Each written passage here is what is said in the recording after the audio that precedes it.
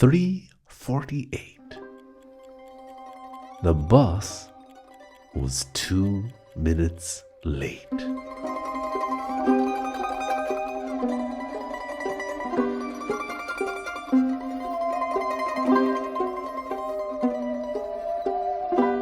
The bus driver knew this road well.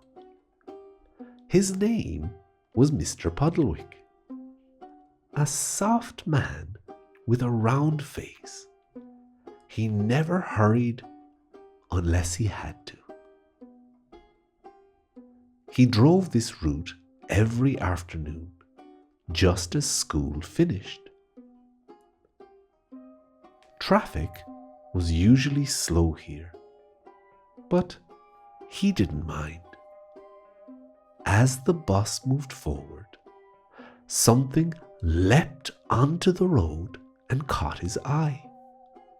Then something else.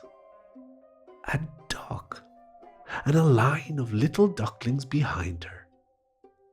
1, 2, 3, then more, wobbling across the street like an accordion. Mr. Puddlewick smiled. His heart warmed. He eased the bus to a stop and leaned forward in his sleep. The ducks paused in the middle of the road. One duckling was left behind the others, very small and very slow. Mr. Puddlewick watched. Was it going to be lost? The mother duck turned back. She walked in a small circle, and the last duckling ran. Mr. Puddlewick laughed quietly to himself. Moments like this don't happen every day. When the road was finally clear, he drove on. The traffic light ahead was green. Still green, but then it changed to red. He stopped and glanced at the clock on his dashboard. 3:48. Oh, well, he said softly and shrugged. What's the harm? When the light turned green again, the bus moved forward. It was 2 minutes late.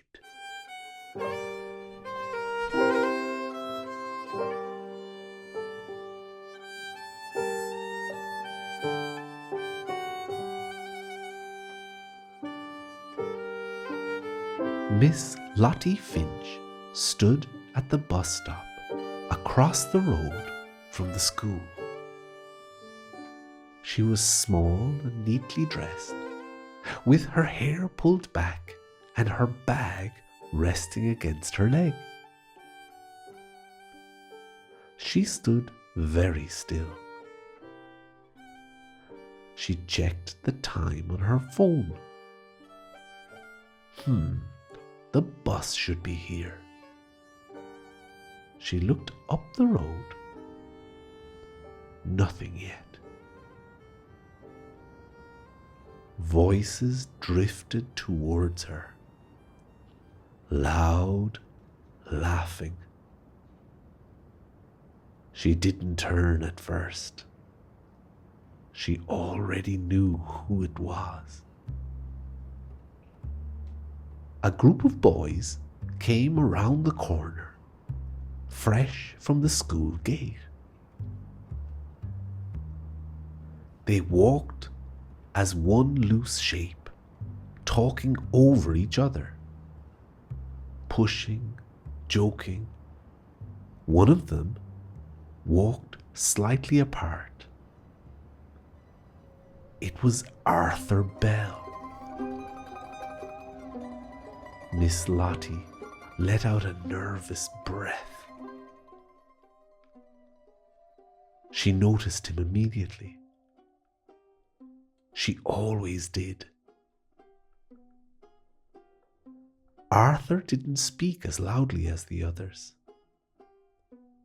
When he laughed, it came a moment late, as if he were thinking about something else. Her stomach tightened. She liked him, but she didn't know how to talk to him, especially not here. Not like this, not now. The boys were getting closer. Too close. She checked the time again. Oh, where was the bus? It was late. Again. 2 minutes late. She thought about walking. Just leaving. It would be easier, but it was already too late. They would see her. She stayed. She faced the road and waited, hoping the bus would arrive before the boys would reach her.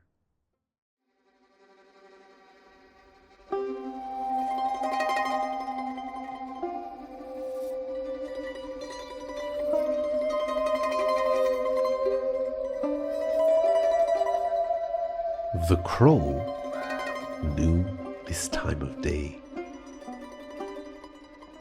School was finished. The noise had changed. The bins were full.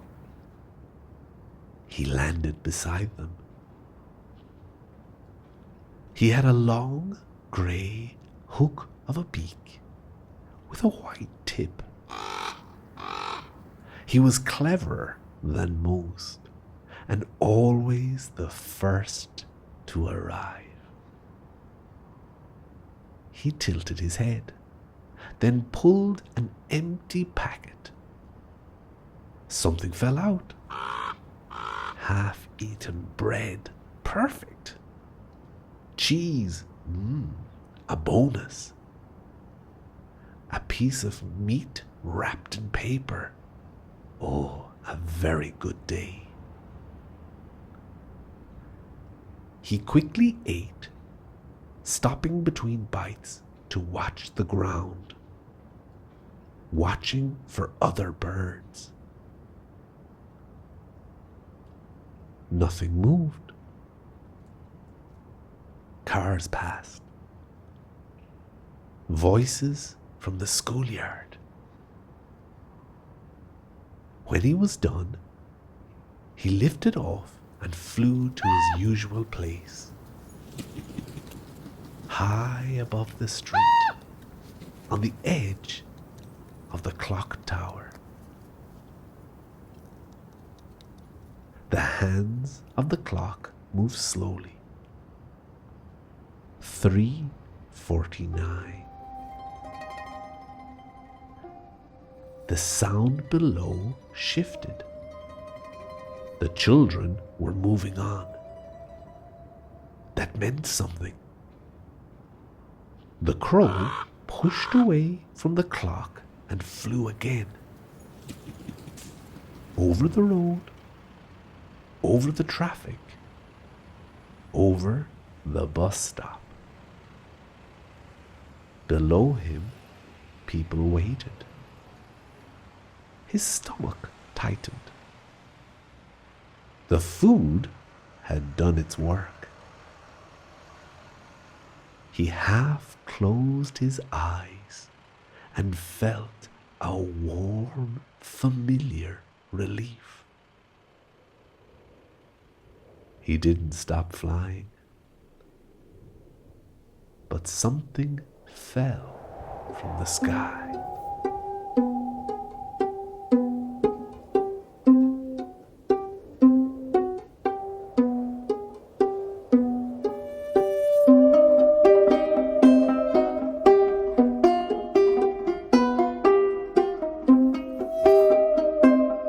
The boys walked towards the bus stop together. Close and loud, Arthur Bell stayed with them, but he wasn't fully there. He was a tall, broad-shouldered boy with soft hands that didn't quite match the rest of him. His eyes often seemed to look past people, as if he were thinking about something else. He had already seen her. She stood facing the road, very still. She looked beautiful. Not typically so, just in her way. Her shoulders were tight. Her hair fell forward as if she wanted to hide inside of it. As the boys passed, they noticed her. One of them laughed. "Hey, Lottie," he said, dragging the words out to tease her.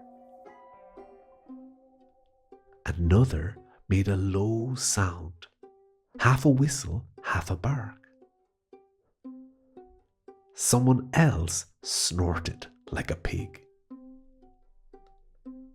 They circled her as they walked, noisy and loose like a pack of animals. Arthur felt his face grow warm. He wished they would stop. He wished he could say something. They were almost beside her now. But then, plop. Huh? What was that? Plop. Then a third.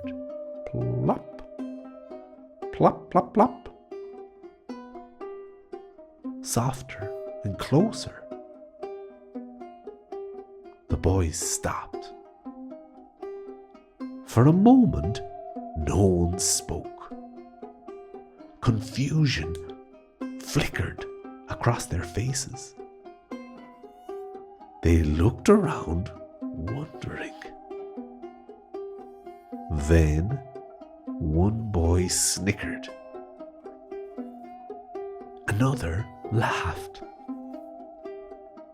And suddenly the laughter burst out, loud, sharp, uncontrollable. They pointed. The poor girl gasped. She touched her hair, then her face, and her hand came away, dirty. The boys were bent over laughing. At that very moment, the bus pulled in. The doors opened. At the front, the driver smiled, still thinking of the ducks. The girl didn't think.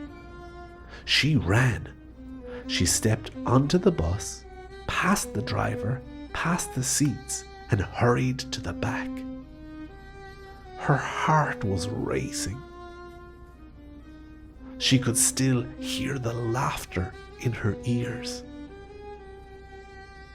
She could still feel it on her skin.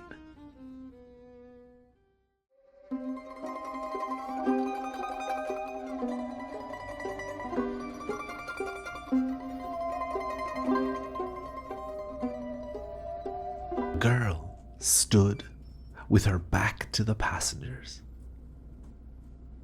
Her breath came fast. Her face felt hot. She searched her bag, her pockets, nothing. People pushed past her. She stepped to the side and looked down, holding her hair away from her face. She didn't want anyone to see her. A hand slowly appeared beside her. Not sudden, not rushed. She looked up. It was Arthur. He held out a tissue. His face was red. Not from laughing. "I'm sorry," he said quietly, "about them." She took the tissue. Their fingers touched for a moment. "Thank you," she said. Her voice was small but steady. The bus doors closed. The engine started. Outside, the boys were still laughing. Inside, it was quieter. The bus pulled away. It was 2 minutes late.